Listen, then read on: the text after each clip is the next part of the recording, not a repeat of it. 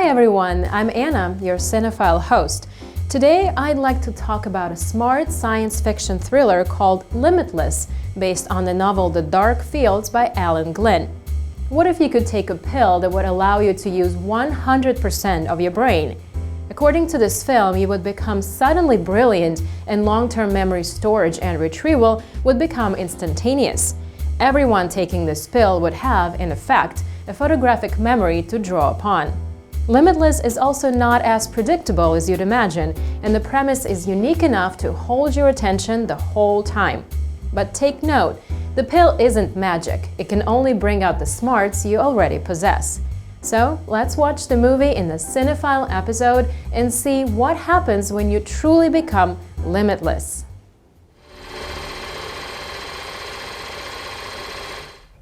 Andy Mora is an unemployed writer. He has a contract to write a book, but is more talk than action. He has writer's block.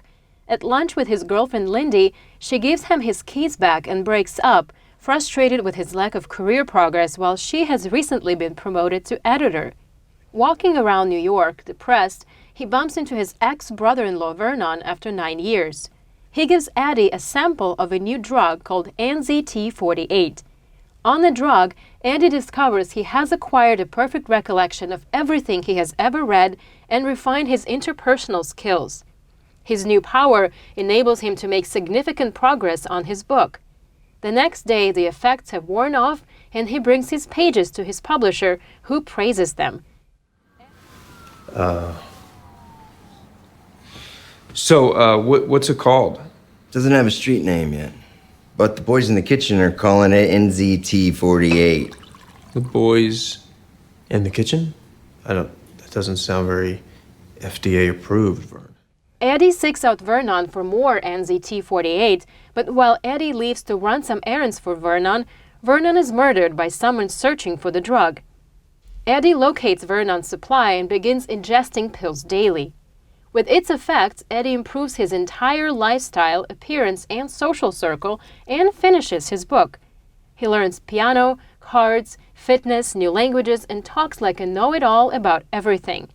While enjoying his new life, Eddie has an epiphany to focus his talent on investing. He slowly starts day trading but needs more capital. A cafe owner sets him up with a Russian loan shark. The Russian hands him $100,000 but threatens to skin him alive if he doesn't pay it back. He is hired at the brokerage firm and resumes his relationship with Lindy. Eddie experiences what he refers to as a time skip, a momentary lapse in memory.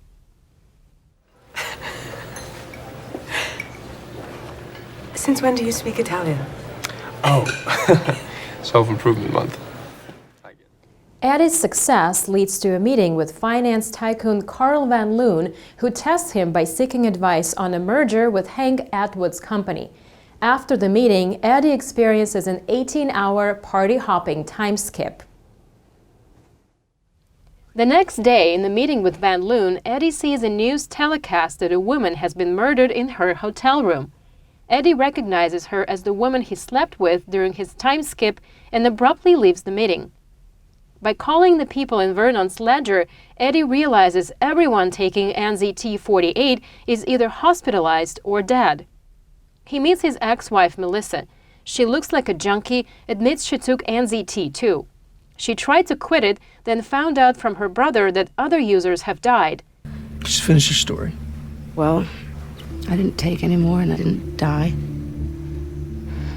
But after a while, I realized that I couldn't concentrate on anything for longer than 10 minutes. I missed deadlines, got lazy, so slow. That was 2 years ago. And I haven't been the same since. Now, off of it for 2 years, she cannot concentrate for more than 10 minutes and her life is a mess. She urges him to decrease the dose slowly or else he will die. The Russian loan shark finds him and demands his money. While dealing with Eddie, he finds the NZT and takes it. He feels good and lets Eddie go after getting his $100,000 back. Eddie, extremely sick, staggers into Linda's office. He tells her everything and admits he needs the drugs. His main stash is in Linda's house. She recovers the plastic bag. On her way to Addie, she notices the man in the trench coat following her. Okay, I need you to go into the bag and take one of the pills. Why? Because you'll know what to do. You'll take it and then you'll know. He's got a knife. Eddie, I can't think my way out of a knife. She calls Addie for help, and he encourages her to take one of the pills, which empowers her to escape. Afterward, Lindy tells Addie she cannot be with him while he's on the drug. Addie experiments with ANZT-48 and learns to control his dose, sleep schedule, and food intake to prevent side effects.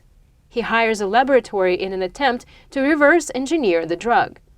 Meanwhile, the merger goes on. Eddie wants to move on, but Carl wants him to keep working. Carl also reminds him he has a freak ability and hasn't paid his dues. Eddie goes to buy an $8 million secure apartment. He meets the Russian again, who wants 20 pills or else. On the day of the merger, Atwood falls into a coma. Eddie recognizes Atwood's driver as the man in the trench coat and realizes Atwood is on ANZT-48. Eddie enters into withdrawal and realizes he is in danger. He hurries home and locks himself in before the Russians break into Eddie's apartment, demanding more ANZT-48. Eddie manages to fight them all off. He then meets with the man in the trench coat, concluding that Atwood employed the man to locate more ANZT-48. Once Atwood dies, the two recover Eddie's stash from his attorney's apartment. A year later, Eddie has retained his wealth, published a book, and is running for the United States Senate. Van Loon visits him and reveals he has absorbed the company that produced ANZT-48 and shut down Eddie's laboratory. Van Loon offers Eddie a continued supply of the drug in exchange for Eddie assisting his ambitions. Eddie tells Van Loon he has already perfected the drug and took himself off of it, retaining his abilities without side effects. That Van Loon Associates and Hank Atwood have negotiated a merger. Neither side will. Have you been talking to anyone? No, I haven't been talking to anybody, Carl. I'm not stupid. I know you're not stupid, Eddie, but don't make the classic smart person's mistake, thinking no one's smarter than you. Where the hell have you been? This is the second time you've turned to vapor. I was in the building. I was getting coffee. Why? Has there been movement? Yeah, there's been movement, all right. Atwood's in a coma. He wasn't playing us. He's dying. Limitless fades with an ending open for interpretation. With arresting premise, visual, and action, it's more than the thrill in a pill. The movie looks great, never lags, and keeps us intrigued throughout. So it's human nature to strive to be better. In the land of instant gratification and ever-changing times, who doesn't need superhuman power these days?